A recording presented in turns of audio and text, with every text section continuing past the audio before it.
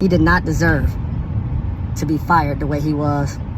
And then win it next year, not gonna be able to do it. I understand the firing. I'm 50-50, man. I can't believe you said you 50-50 after you fired Tibbs after one practice.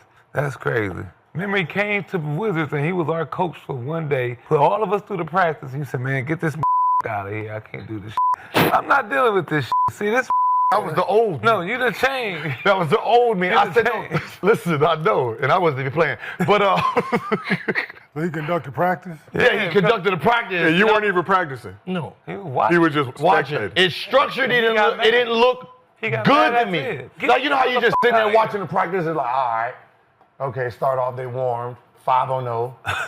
Okay, 5 on 5. 5 on 0. Then back to 5 on 5. Then back to 5 on 0. Then talking for 30 minutes. Yeah. Now you want to go live. Oh, these about to get hurt. Hey. He's out, man. Get him on out of here, man. In the Knicks announcement, Leon Rose made a statement, Stephen A., and in it he says, our organization is singularly focused on winning a championship for our fans. I'm curious if you think they're a step closer by doing this, by making this move. No, they're not a step closer. And to be quite honest with you, I think we all as New Yorkers should find Leon Rose's statement offensive. Get the hell in front of a microphone and a camera and answer questions. Stop being a coward. Because that's how he's acting. I'm not calling him that as a man or as a person. I'm saying that's how he's been acting as president of the New York Knicks when it comes to communicating with the media and articulating the decisions that you make and why they are being made. This is the problem with the arrogance of the New York Knicks, okay?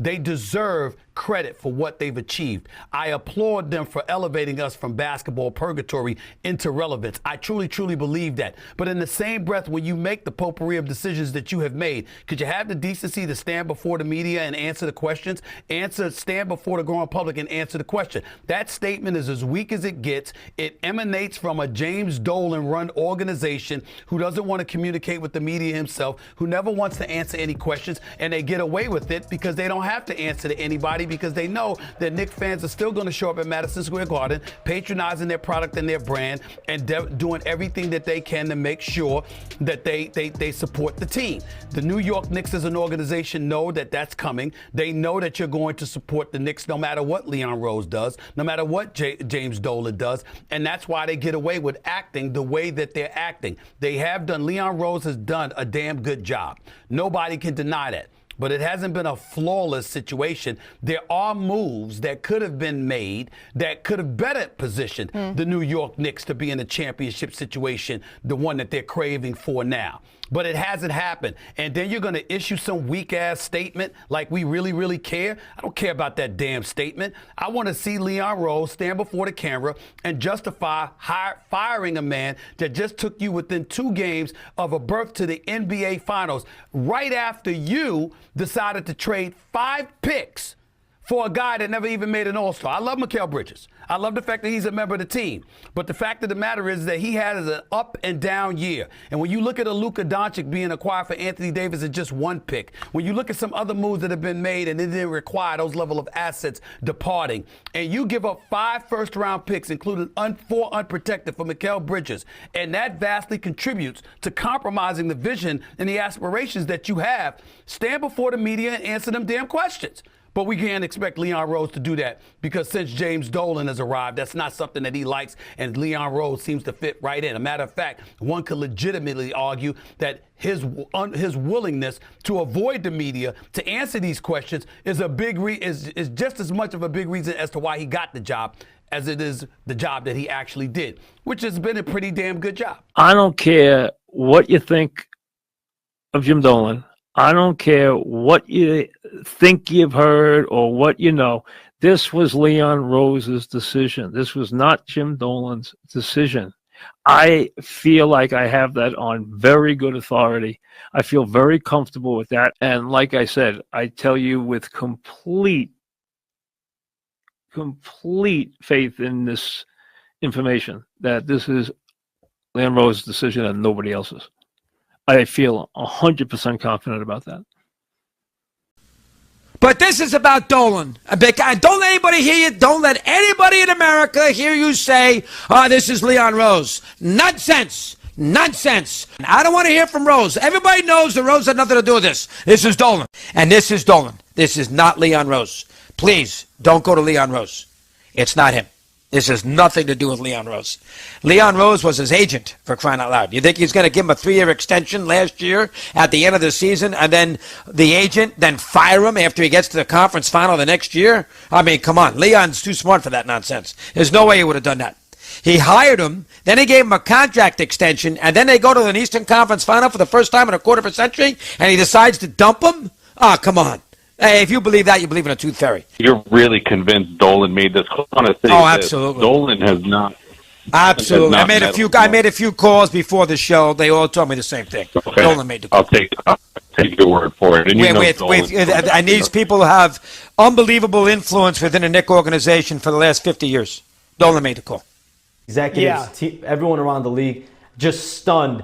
But every player on this Knicks roster, it felt like overperformed. You saw Jalen Brunson become an All-NBA All-Star guard. Karl-Anthony Towns, an All-NBA performer as well. A lot of Knicks players. Josh Hart as well, who tweeted out something positive about Tom Thibodeau. They all had great years under him. But clearly, the Knicks did not feel like Tom Thibodeau was going to be the coach to take them over the top. Did you hear of the news? What? They got rid of Tibbs today. No. Really? Wow.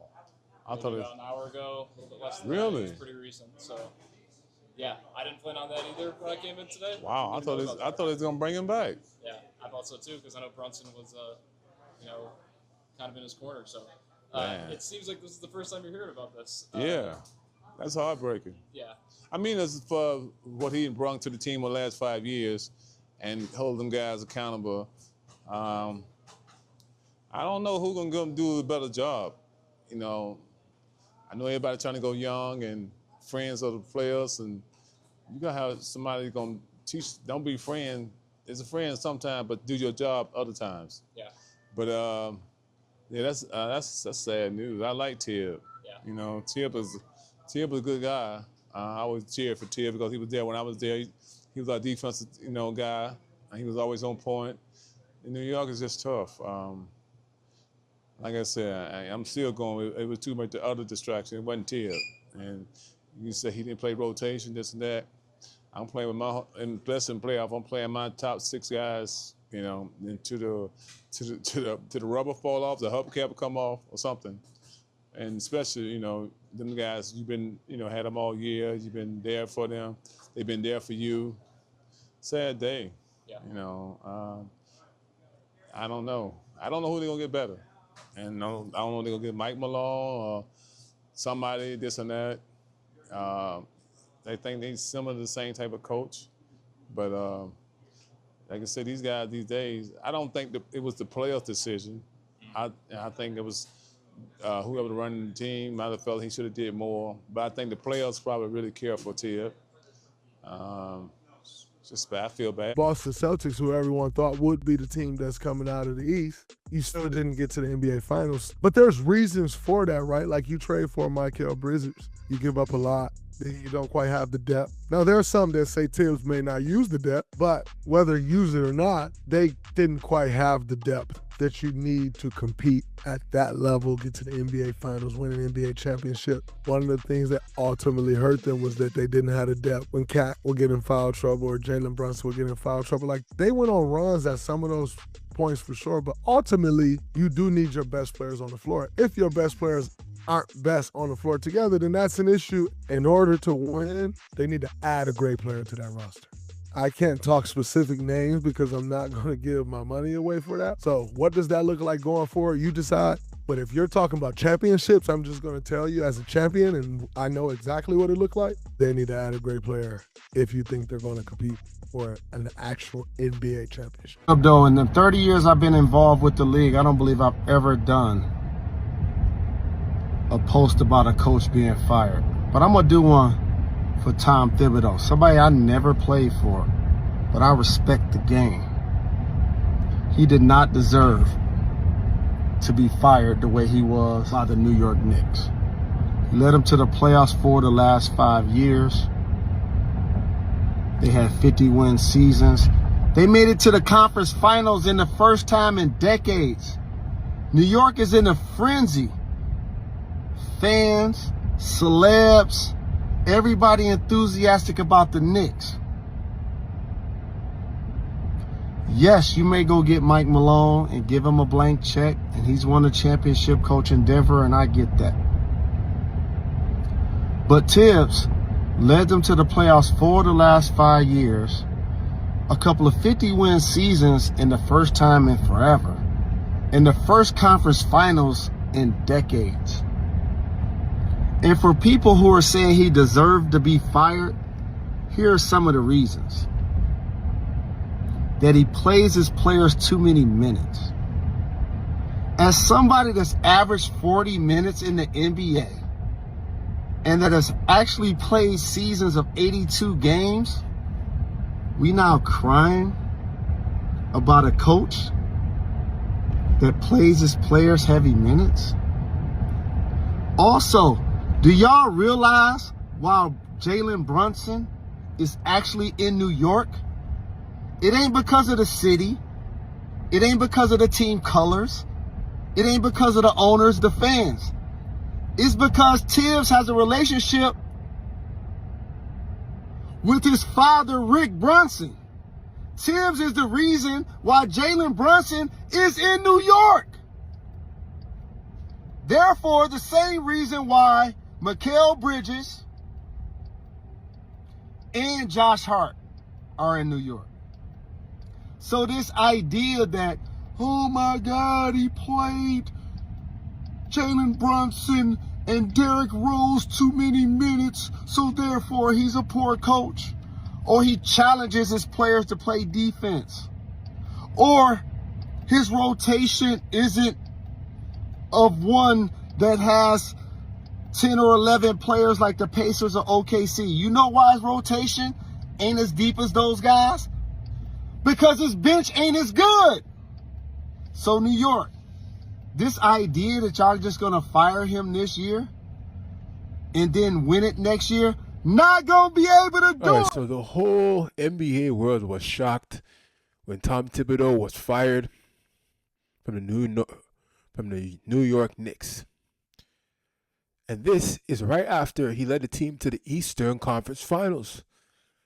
Now, it seems as though in this day and age, you have to win an NBA Finals in that same year in order to have job security. Because like we saw this past year, Mike Malone was fired from the Denver Nuggets, and they won in 2023. And that's only 2 years ago. And at the time he got fired, it was like a year and a half. So all those talking about Thibodeau shouldn't have been fired, I don't believe he should have been fired either. But unfortunately, that's the state of the NBA. And at one point, it was the state of the NBA for only African-American coaches. But now it seems as though it's state of the NBA for all coaches. You have 1, 2 years, maybe 3 years max. And if you don't win, you're out. Or maybe some kind of connection or some kind of link, I don't know what it is, that offers job security in the NBA these days. I have no clue, but it seemed as though there's absolutely none unless you win the title that year.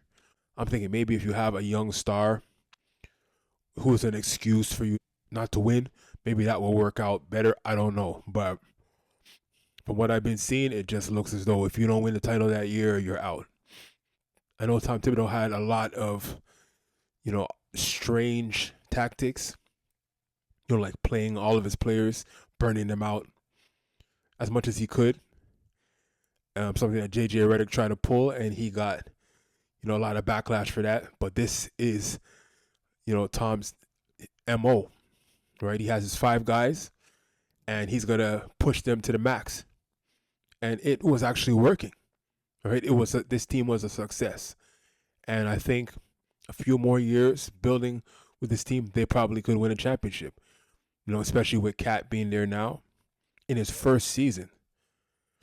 If I was an owner, I would have built upon this, but it seems as though maybe the owner wants to go in a different direction. Maybe he thinks that he won't be able to get over the hill with this type of style. Looking at the teams that are out there, like the Pacers, the Celtics will be back next year, the Cavs, right? The East is only going to get stronger. And maybe he believes that this style won't always be able to work. Maybe he thinks this is a one-off. That's potentially true. So whatever these guys think, many people thought that trading Luka didn't make any sense either. So these executives, they have ideas for themselves. Most of the time they're on point. So I won't judge. And we'll just have to look, in the future and see if this works out for the Knicks. Right? Let's see if Cat can do something. He could be the focal point. Him and Brunson. Let's see what they do going forward in the future with a different style, maybe a more up-tempo style, less defense, more offense oriented. So that's about it. So until next